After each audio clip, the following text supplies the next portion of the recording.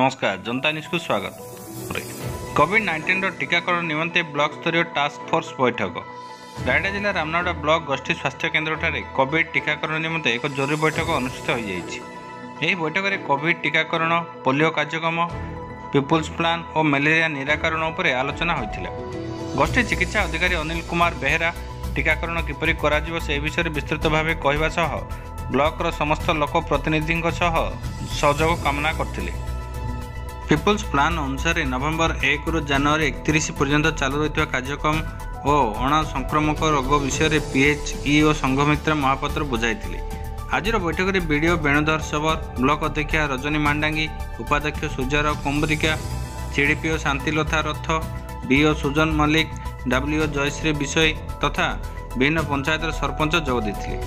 आज कार्यक्रम में ब्लॉक संयोजक कमलाकर और समस्त अतिथि को स्वागत करथिले एवं शेष में पीएचई और संघमित्र महापात्र धन्यवाद अर्पण करथिले।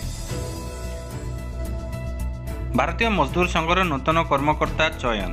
भारतीय मजदूर संघ राज्य निष्पत्ति क्रमे रायगढ़ जिला भारतीय मजदूर संघर जिला सभापति श्री जोगेश्वर दास सभापतित्व में रायगढ़ स्थित ठक्कर बापा आश्रम प्रांगण में भारतीय मजदूर संघर रायगढ़ जिला सम्मिलन समस्त कोविड-19 नियम को पालन करी अनुष्ठित हो जाएगी। उक्त कार्यक्रम में मुख्य अतिथि भाव भारतीय मजदूर संघर राज्य सभापति श्रीजुक्त दिलीप कुमार दास और सम्मानित अतिथि भाव भारतीय मजदूर संघर रायगढ़ प्रभारी श्री बीरंची पंडा जोगदे। प्रथमे दीप प्रज्वलन कर कार्यक्रम उद्घाटन कर उपस्थित श्रमिक मानक राष्ट्रहित एवं श्रमिक हित उद्देश्य आह्वान देते। भारतीय मजदूर संघ एक अण राजनीतिक केन्द्रीय श्रमिक संगठन बोली मंचासीन अतिथि माने सूचाई।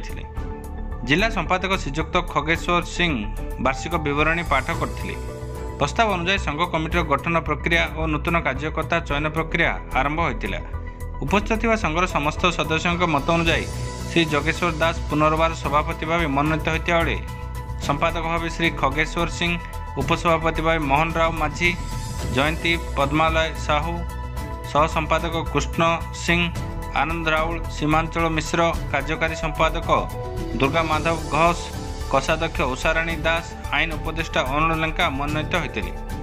उक्त कार्यक्रम में भारतीय मजदूर संघ द्वारा परिचालित विभिन्न संगठन प्रतिनिधि माने जोग देथिले। दिलीप कुमार दास, भारतीय मजदूर संघ ओडिशा प्रदेश अध्यक्ष। आज संगठित क्षेत्र में काम कर मजदूर मानकर समस्या उपर मुख्यतः आलोचना हो।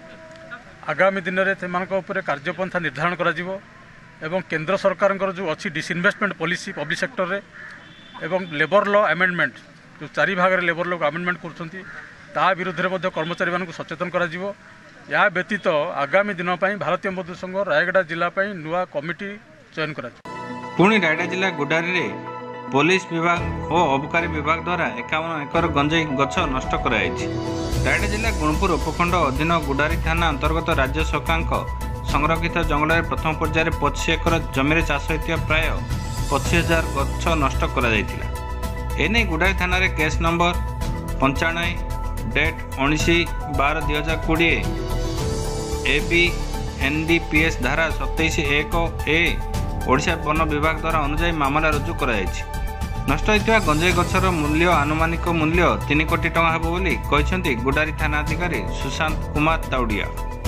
सेहीपरि द्वितीय पर्यायर वन विभाग संरक्षित वन में चाष होता 30 एकर जमी 30,000 गंजेई गछ गुड़िक नष्ट कराई। गुडारी थानाधिकारी सुशांत कुमार ताउडिया नेतृत्व में अबकारी विभाग और पुलिस विभाग मिलित सहयोग में चढ़ाऊ कर गंजेई गछ गुड़िक नष्ट कर।